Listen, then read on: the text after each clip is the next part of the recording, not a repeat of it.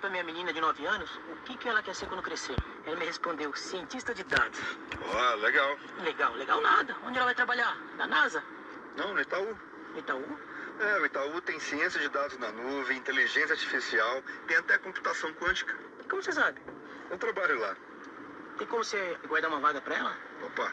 Então, tecnologia não é nada sem a galera. A galera que trabalha lá e a galera cliente mesmo, né? Itaú, feito com você. Isso é muito Itaú. É novo esse iPhone, né?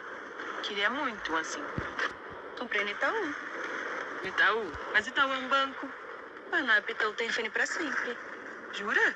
Juro, parcelei várias vezes, cara, tu não acredita. Ah, você tá zoando. Eu posso trocar por um novo se eu quiser. Então quer dizer que eu posso ter um igualzinho? Não, igualzinho não. Escolhe pelo menos de outra cor. iPhone pra sempre. Isso é muito você. Isso é muito Itaú. Itaú, feito com você.